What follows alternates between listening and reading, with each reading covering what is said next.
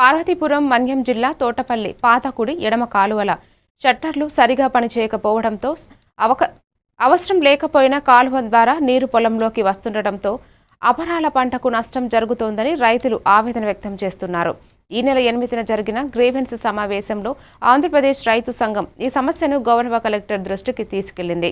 కాలువ నీటిని నదిలోకి మళ్లిస్తున్నట్లు చూపించినప్పటికీ వాస్తవానికి నీరు తిరిగి పొలంలోకి వస్తోందని రైతులు ఆరోపించారు.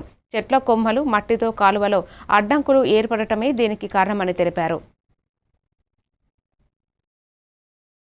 సబ్ కలెక్టర్ వారి దగ్గర కావాలంటే మళ్ళీ తడిసిపోవడం వల్ల దిగిపోతున్నాయి బళ్ళు, అలాగే అపరాల పంట కూడా నష్టం జరుగుతుంది. అంటే ఖరీఫ్ సీజన్లో సాగునీరు ఆ రకంగా రైతు నష్టపోతారు. ఇప్పుడేమో కాస్త కోస్త పండింది రైతుకి అనుకూలంగా ఏదో చేసుకున్న టైంకి ఈ రకం నాటకం అవుతుంది. మొన్న గ్రీవెన్స్ సెల్లో మేము మరి 8వ తేదీ గ్రీవెన్స్ సెల్లో కలెక్టర్ గారి దృష్టిలో పెడితే కలెక్టర్ గారి దగ్గరికి ఏఈ రమణమూర్తి గారు చూపించేసి ఇదిగోనని ఫోటోలు తెచ్చాడు. కనుక ఇరిగేషన్ శాఖ వారికి మేము ఒకటే కోరుతున్నాం, అయ్యా మీరు ఇచ్చిన మాట నిలబెట్టుకోలేని పరిస్థితుల్లో ఉన్నారు. లేదు అనుకుంటే మేము యాజిటేషన్ చేయడం తప్పదు. మొన్న గౌరవ కలెక్టర్ గారు కూడా చాలా స్పష్టంగా చెప్పారు, ఏదైతే ఆ షట్టర్ సమస్య ఉందో ఆ షట్టర్కి సంబంధించి ఫైల్ సంబంధించి నేను మూవ్ చేస్తాను, నేను బాధ్యపడతాను, మీరు చేస్తాను, మీకు ఎక్కడ ఏ ఆటంకాలు ఉన్నా సరే నేను చూస్తానని చెప్పారు.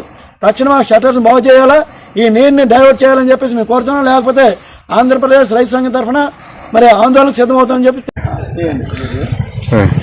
ఈరోజు మనం రాష్ట్రంలో పార్టీ